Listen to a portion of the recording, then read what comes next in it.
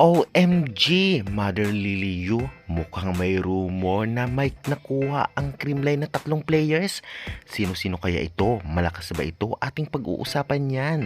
Okay, valuable updates po muna tayo ngayon. Mga latest update lang naman ang ating pag-uusapan. Araga lang, malalaman na kung saang team. Grabe. Latest update kay Eya Laure, bagay na bagay daw ang kanyang t-shirt sa New Year's Eve. Mapapasana all ka na lang dito kay Judge Santiago. Update din dito nga kay Madi Madayag.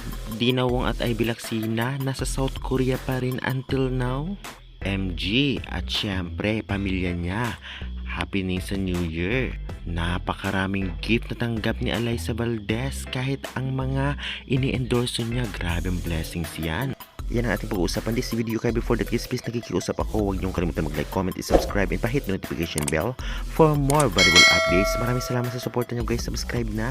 Well, mga latest update lang naman ito. At syempre, tutukan nyo na lamang. Kitang-kita mo talaga ang t-shirt na proud itong si Eya Laure na maging family ng Chocomucho dahil sa New Year's Eve ay pang Chocomucho color ito. Kaya congratulations and welcome to CMFT Eya Laure. Pinag-uusapan, rumor, talagang mag-reveal na itong ngang si Araga lang kung saan siya mapupuntang team.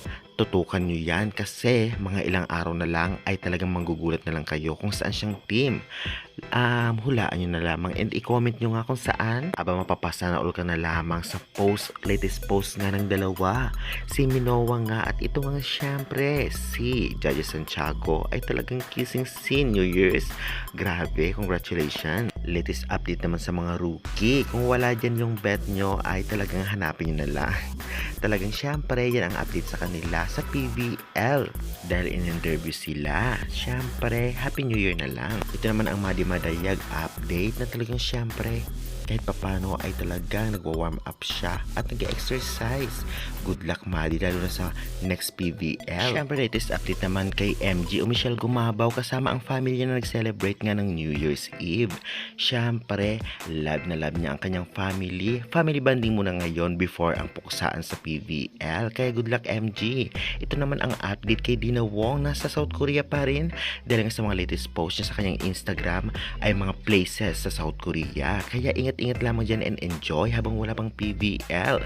Samantalang grabe ang blessings na tanggap ni Alyssa Valdez dahil nga maraming gift ang natanggap niya ng Pasko galing sa fans at family and friends. At syempre galing sa mga sponsor like Nike at iba pa. Deserve mo yan penom Alyssa Valdez. Marililio naglabas na ng hint na talaga namang may pasabog ang Creamline ngayon. Paparating na PVL dahil may 3 i-recruit daw na players. Kaabang-abang ito kung sino kaya ang nakuha nila. Galing kayo sa Cherry Tigo? Galing kayo sa ibang team? Well, kaabang kung meron kayong napupusuan or sa tingin nyo mga kapasok ng Creamline o bagay sa Creamline, sino kaya ito? Pa-comment nga and pa-subscribe na lang for more valuable updates. Thank you very much and Happy New Year!